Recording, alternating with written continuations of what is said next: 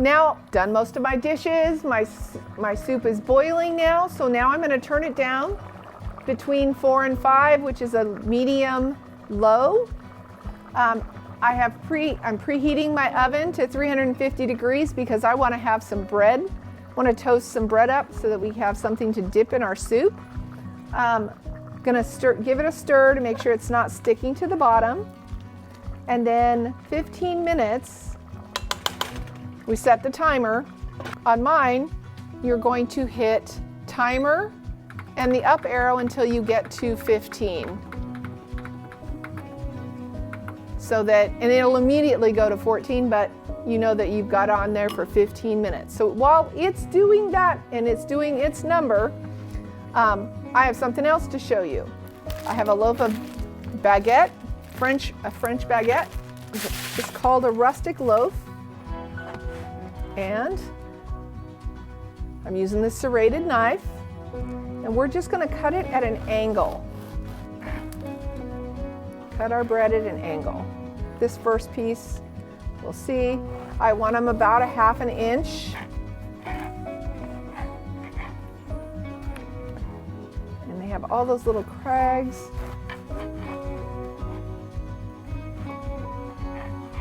Ooh. I'm right-handed, so I'm going to turn this loaf around.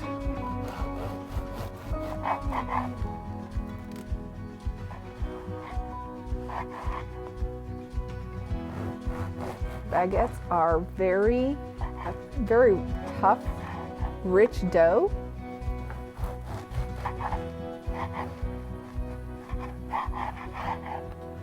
Okay, so cut one more piece. And then I'm going to put the rest back in my bag and drizzle a little olive oil. Normally I have a brush in here. Oh, it is there. Found it. Okay.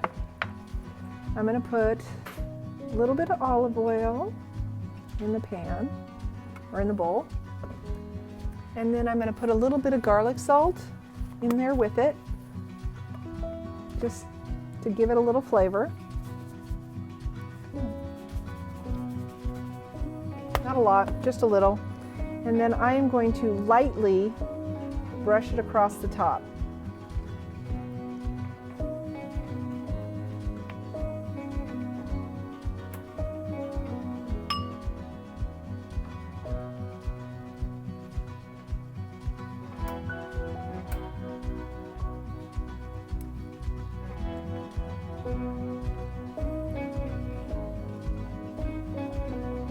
Okay, a pan, just having a regular old pizza pan. I'm going to space them around.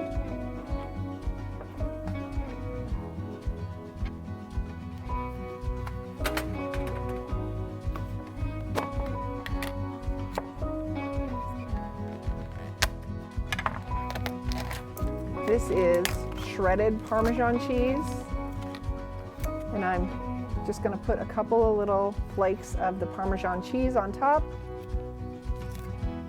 It'll go really well with what we're having.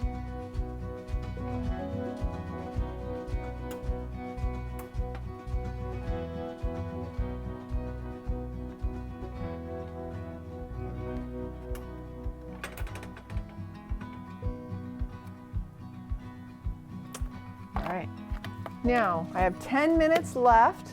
It's too soon for me to put the bread in the oven, because if I put it in there now, it's going to be really burned.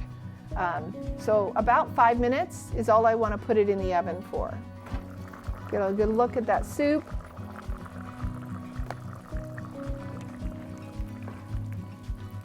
Oh yeah. You will know that it's done when you can take a fork and you can poke the large pieces of the potato, and it goes in really easily. So this soup is almost finished, even though my timer says I have 10 minutes. It's not going to matter. I can turn it all the way down and let it simmer. while it's doing that, I'm going to get the next part of the recipe, which is 1 cup of half and halves. Then we're going to taste it to make sure that it has a good balance before we finish off the soup. So I'm going to take these now and put them in the oven. It's on the top rack. And we'll check on them in about 5 minutes.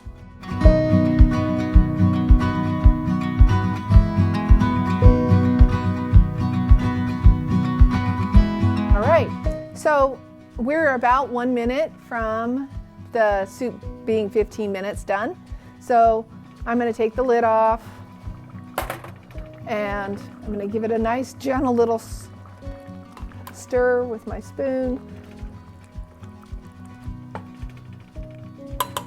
I am going to taste my soup, and I'm going to show you how to use the spoons to taste, because I can't, if I do this, once it's in my mouth, I can't use that spoon again.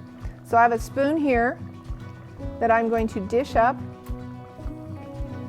to taste the seasoning to make sure I don't need to add anything.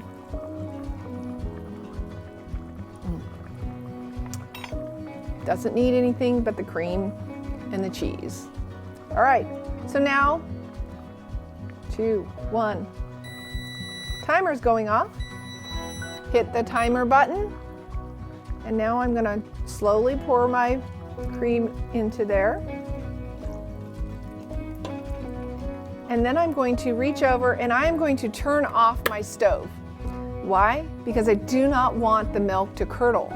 So if I leave it boiling, my soup will curdle, the cream in the soup will curdle. So this is golden potato soup. And those little pieces of potato will be nice and soft. It will thicken it up. And it's just a little bit colorful with those bell peppers and the carrots and the celery. So let's dish it up, and then I'll plate up the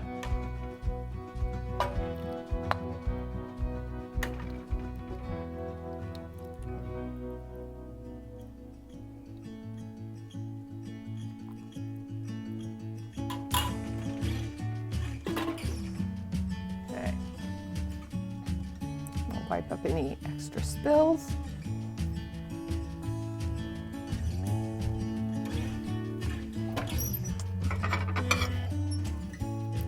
Get a plate out for our toast. Get those nice and bubbly, golden brown.